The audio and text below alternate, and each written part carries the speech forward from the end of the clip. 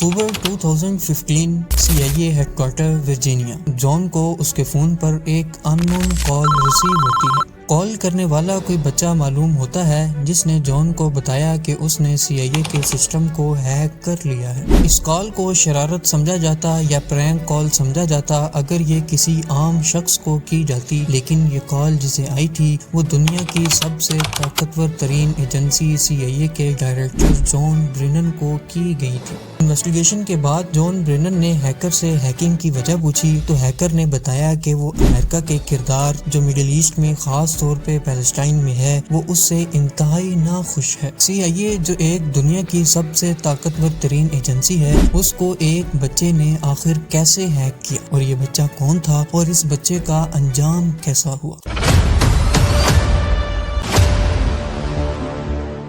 Phone call بند ہوتے ہی investigation کا آغاز کر دیا گیا، اور کیونکہ ایک بچے نے یہ سارے سسٹم کو ہیک کیا تھا جو سی آئی اے کے لیے انتہائی شرم کا مقام تھا، اس ہیکنگ نے امریکن گورنمنٹ کو تگنی کا ناچ نچا دیا۔ انویسٹیگیشن ہوئی تو پتہ چلا کہ یہ فون کال انگلینڈ کے شہر لیسٹر شائر سے ایک 15 سالہ بچے نے کی تھی۔ یہ بچہ خود کو کریکاس کہتا تھا اور اس نے ایک کمیونٹی بنا رکھی تھی جس کا نام تھا کریکاس ود ایٹیٹیوڈ، پر اس نے سی آئی اے کو آخر کیسے ہیک کیا۔ کریکا نے جان برینن کے بارے میں انٹرنیٹ سے ریسرچ کرنا شروع کی تو کریکا کے ہاتھ جان کا پبلک فون نمبر لگ گیا۔ اس نے دیکھا کہ یہ نمبر امریکن ٹیلی کمیونیکیشن کمپنی ویریزون کمپنی کا ہے۔ کریکا نے اس کمپنی کا امپلائی بن کر کمپنی کو فون کیا کہ وہ کسٹمر کی پرابلم سالو کر رہا ہے، لیکن اسے سسٹم میں ٹیکنیکل ڈیفیکلٹیز کا سامنا کرنا پڑ رہا ہے۔ کمپنی نے اس کی آئیڈینٹی کو کنفرم کرنے کے لیے اس سے پن کوڈ مانگا جو کریکا نے آلریڈی ہیک کیا ہوا تھا۔ کریکا نے کمپنی کو پن کوڈ بتایا، کمپنی نے کنفرم کیا اور جان برینن کا سارا ڈیٹا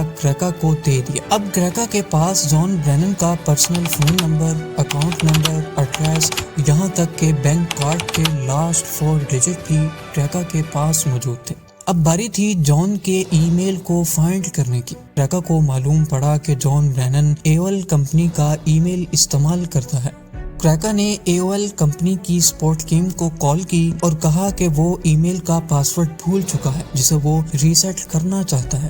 AOL سپورٹ ممبر نے کنفرم کرنے کے لیے بینک کارڈ کے لاسٹ 4 ڈیجٹس پوچھے تو کریکا نے اسے بتا دیے کیونکہ وہ یہ سب پہلے سے جان چکا تھا، اور اب سی آئی اے کے ڈائریکٹر جان برینن کا پرائیویٹ ای میل بھی کریکا کے پاس موجود تھا۔ کریکا نے ای میل اوپن کی تو اسے بے شمار آفیشیل ڈاکومنٹس اور سی آئی اے آفیسرز کی پرائیویٹ ڈیٹیلز مل گئیں۔ جان برینن کو خبر ہو چکی تھی کہ اس کی ای میل ہیک ہو چکی ہے، لیکن اب بہت دیر ہو چکی تھی کیونکہ کریکا نے یہ سارے کا سارا ڈیٹا اپنے سسٹم میں ڈاؤن لوڈ کر لیا تھا۔ کریکا ایک ایک کر کے ساری انفارمیشن سوشل میڈیا پر شیئر کرنا شروع کر چکا تھا، یہاں تک کہ اس نے FBI کے 20,000 آفیشیل ایجنٹس کا ڈیٹا بھی لیک کر دیا۔ یہ سب کرنے کے بعد کریکا اپنی زندگی معمول کے مطابق گزار رہا تھا۔ سی آئی اے ابھی تک اسے تلاش کرنے میں ناکام تھی اور کریکا نے کبھی بھی یہ گمان نہیں کیا تھا کہ اب وہ سی آئی اے کے ہتھے چڑھنے والا ہے۔ ہوا کچھ یوں کہ کریکا کی کمیونٹی کریکاس ود ایٹیٹیوڈ کا ایک ممبر